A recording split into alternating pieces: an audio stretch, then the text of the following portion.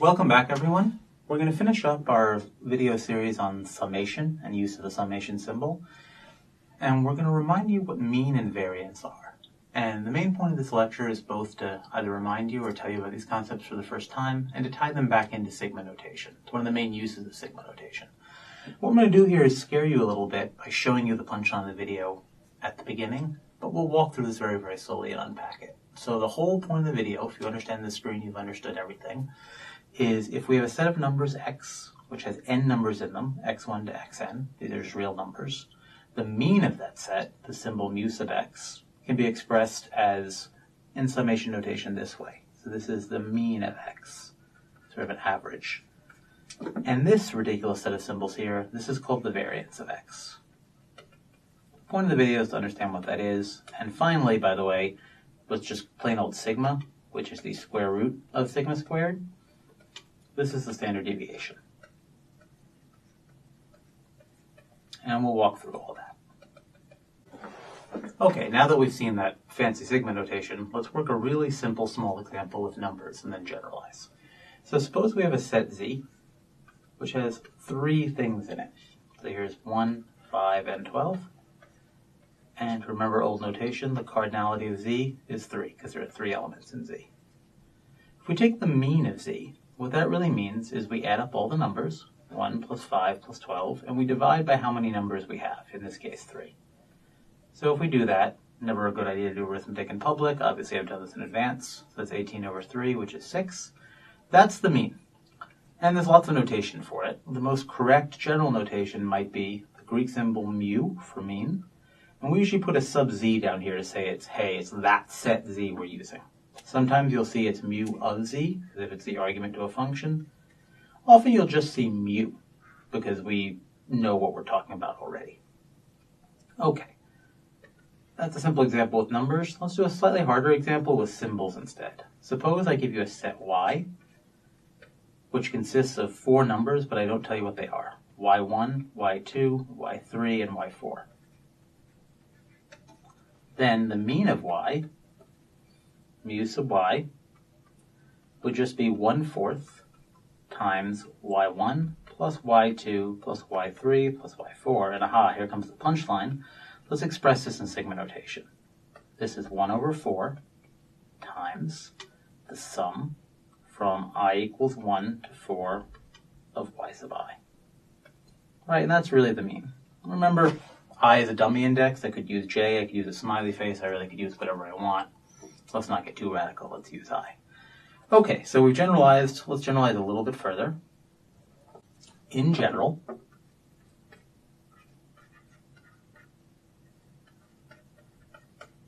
suppose we have a set x consisting of n arbitrary numbers. They exist, but I'm not going to tell you what they are. x1, x2, up to xn. The mean of x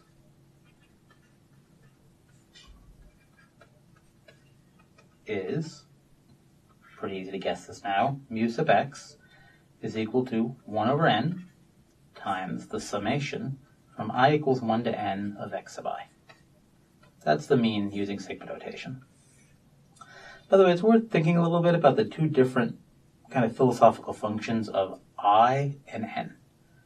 I is not a real variable, right? I is just a counter. It says, hey, count from 1 up to n. That's why we call it a dummy variable. Hey, you dummy, you're not doing anything except ticking the counter up from 1 to n.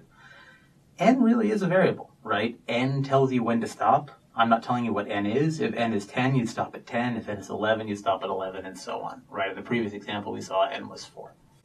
Okay, before we jump into variance, I want to take a little sideline and tell you about something called mean centering. The reason I'm telling you about this is a common trick used throughout a lot of data science techniques. You'll see it later in linear regression, for example. Punchline here is if you have a set of numbers, you often want to change the set of numbers so that its mean is centered at 0. There's lots of reasons why. Let me just walk you through the mechanics of what it means to mean-centered data. No pun intended. Here's our friend Z. It has 3 elements in it, 1, 5, and 12. Previously computed that the mean of Z is 6. Over here we see the 3 elements in Z in blue, 1, 5, and 12, and there's the mean 6 there. Let's form a new set. Let's call it Z prime. What I'm going to do is to every element in Z, I'm going to subtract off the mean. So 1 minus 6, 5 minus 6, 12 minus 6. And oh dear, 3 examples of arithmetic in public. This is minus 5, this is minus 1, and this is 6. So there's z prime. Note, if I compute the mean of z prime, I'm going to get 0. This is minus 5 plus minus 1 plus 6 over 3, and that works out to be 0, unsurprisingly. What we're actually doing here, let's throw another copy of the number line, is we're saying, hey, you see that red dot there at 6? I'm going to pretend that's 0. How am I going to pretend it's 0? I'm going to yank it back over to 0, and I'm going to sort of be accountable for what I've done, so I'm going to shift everything over. So in other words, if you like, here's 0, 6 is going to 0. That's going to become a red dot.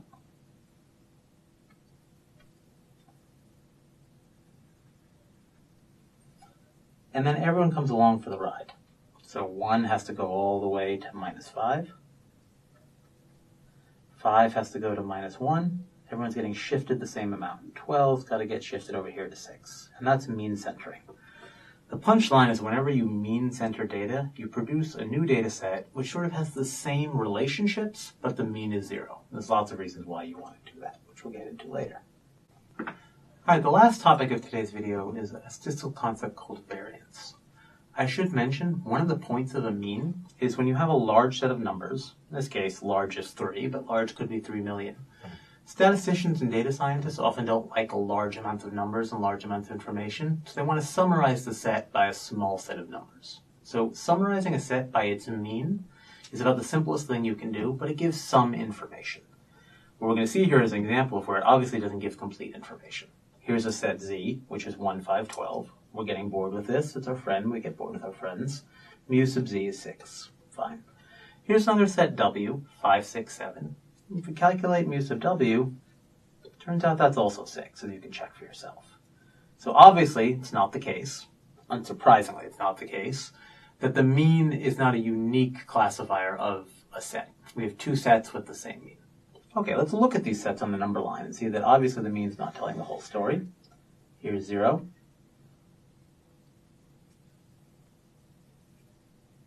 Here's the mean at 6. Let's draw a Z in blue. So here's 1.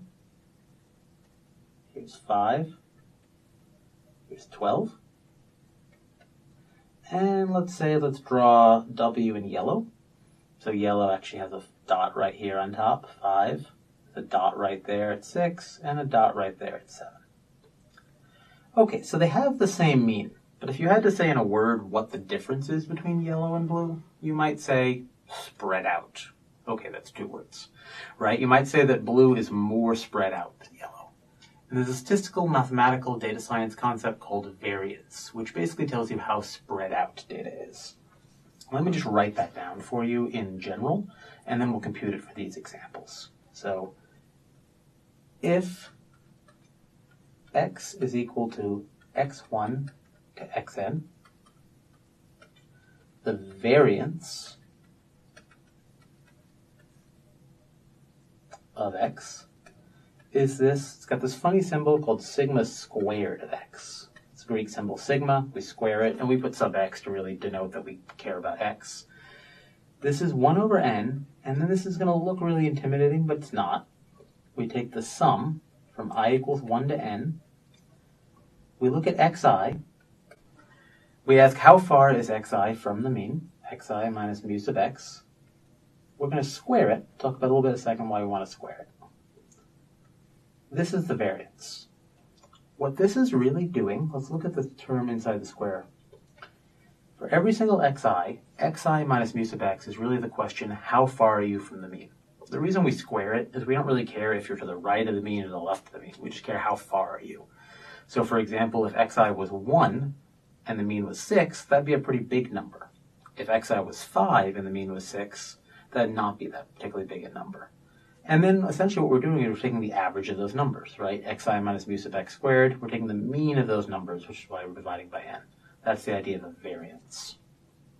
Something else you'll often see is if I take sigma sub x, which is just the square root of sigma squared, this is called the standard deviation.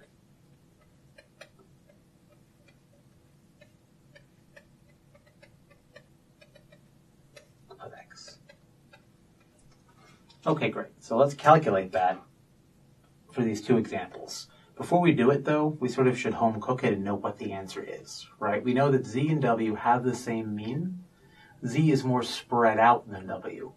Somehow I'm trying to sell you on the idea, trying to get you to buy that the variance is a way of quantifying the notion of being spread out.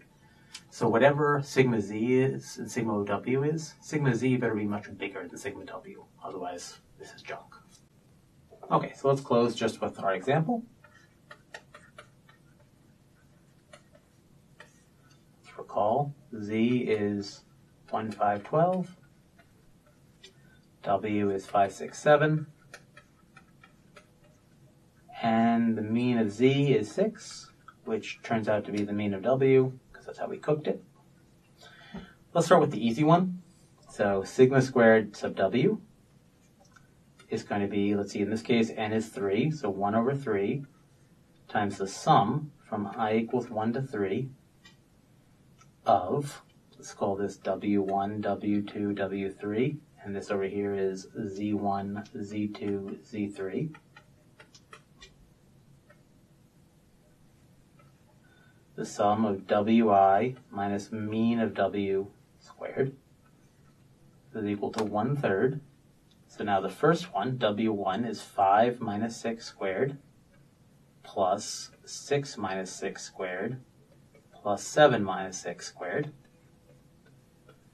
And if we work that out, that turns out to be 1/3 times minus 1 squared plus 0 squared plus 1 squared, which turns out to be 2/3. Great, and so therefore the standard deviation, sigma sub w, is just the square root of 2/3. All right, if we do another calculation, if we do sigma squared z, this turns out to be 1/3 times 1 minus 6 squared plus 5 minus 6 squared plus 12 minus 6 squared. Now this is really not arithmetic I'm going to do in public, so I'll do a ... Last refuge is someone who doesn't want to do arithmetic. And this turns out to be equal to 62/3. Which I don't really care what that is. Punchline is I think that justifies saying much, much greater than 2/3. Which justifies our intuition that z and w have the same mean, but z is much more spread out than w, as measured by the variance.